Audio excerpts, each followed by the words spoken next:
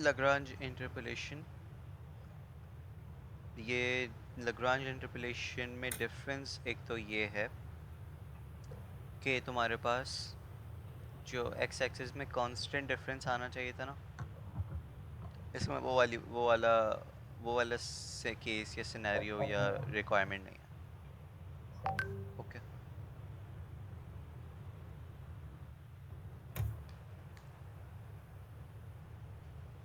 अच्छा।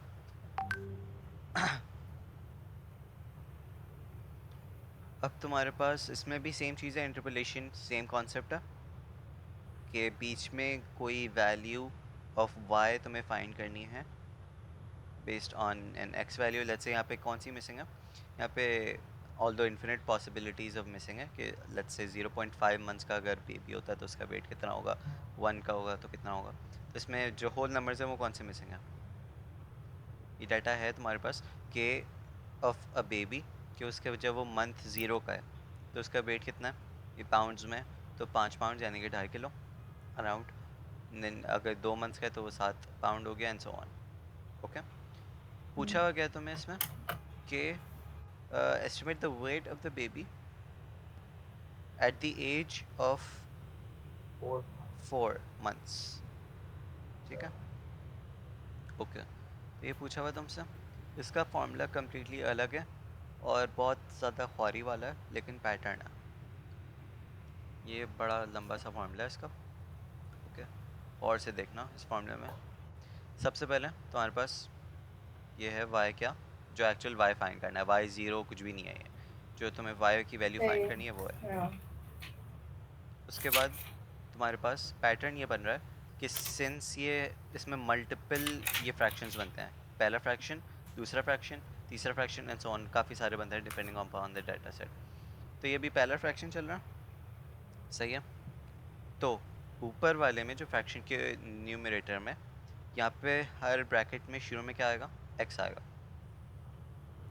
एंड वो हर value of x से माइनस होगा, x0 से, x1 से, x2 से, x3 से एंड सो ऑन। लेकिन अब x0 से क्यों नहीं हुआ, बिकॉज ये पहला है, तो फिर इसलिए हम लोग x0 के अलावा सब करेंगे। जब सेकंड आएगा तो यहाँ पे देखो x0 है लेकिन x1 नहीं है, जब तीसरा आएगा तो x2 नहीं होगा, उसके अलावा सब होंगे।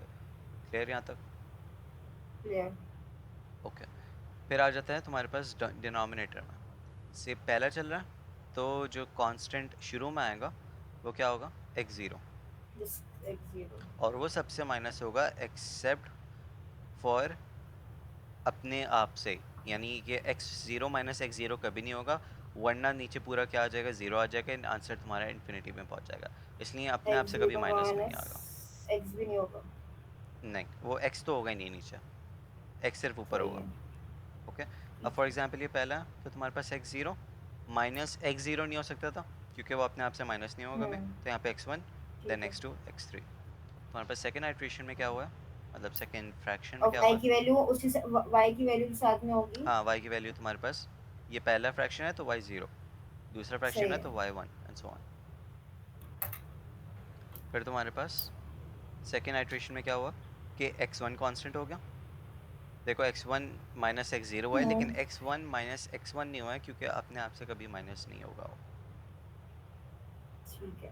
ओके, एक और याद रखने का तरीका अगर याद करना चाहो ऐसे, कि ऊपर जो मिसिंग है, यहाँ पे क्या मिसिंग था, x0, तो नीचे x0 कांस्टेंट है।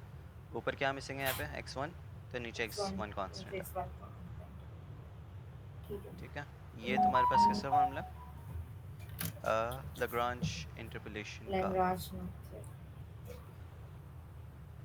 फाइनली ये सॉल्व करेंगे हम लोग, वैल्यूज पुट करते जाएंगे और हम होपिंग के पता होगा कि इसमें से x0 कौन सी है, x1 कौन सी है, और पता कैसे चलता है कि बाय द वे कि इसमें x कौन सा और y कौन सा।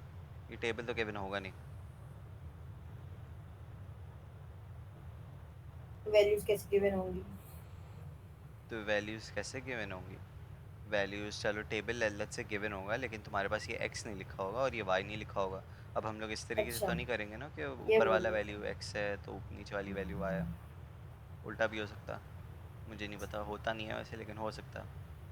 तो कैसे पता चलता है, होता नहीं है लेकिन यहाँ पे क्या लिखा है, estimate the weight of the baby at the हाँ एज ऑफ 4 तुम्हें x दिया हुआ होता है, y नहीं दिया हुआ होता, तो x is as, this is x।